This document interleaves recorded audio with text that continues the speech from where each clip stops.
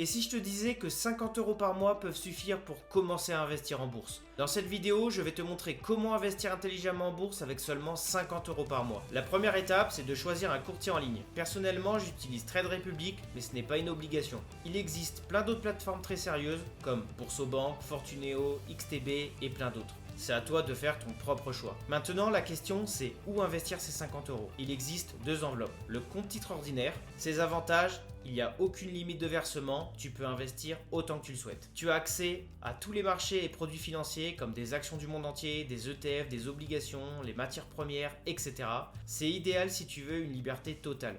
Son inconvénient principal, une fiscalité peu avantageuse. Les plus-values et les dividendes sont imposés par la flat tax de 31,4% sur les gains. Il y a aussi le PEA ou plan d'épargne en action. Le PEA est souvent le support privilégié des Français. Son gros avantage, c'est une fiscalité très avantageuse après 5 ans de détention. Au-delà de 5 ans, les plus-values sont exonérées d'impôts sur le revenu. Il ne reste que les prélèvements sociaux à payer de 18,6%. Il permet d'investir dans des ETF éligibles, notamment des ETF MSCI World ou S&P 500 à réplication synthétique, ce qui permet d'avoir une grande exposition tout en restant dans le cadre du PEA. Mais il a quelques limites, les versements sont plafonnés à 150 000 € hors plus-value, il est principalement orienté vers les marchés européens, ce qui explique l'utilisation de la réplication synthétique pour les ETF hors européens. Ensuite, tu choisis dans quoi tu veux investir. Pour débuter, je te conseille de choisir un seul ETF principal, par exemple un ETF MSCI World ou un ETF S&P 500. Dernière étape, et c'est la plus importante, tu mets le même montant tous les mois sans te poser de questions. C'est cette régularité qui fera la différence sur le long terme. La vérité, c'est que la partie la plus difficile, ce n'est pas de choisir l'ETF, c'est d'être régulier, de ne pas paniquer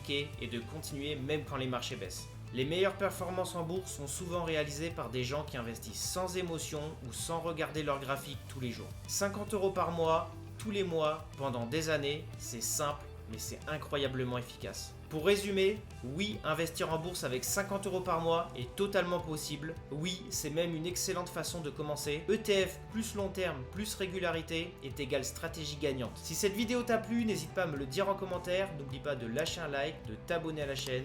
Et je te dis à plus tard pour une prochaine vidéo. Salut!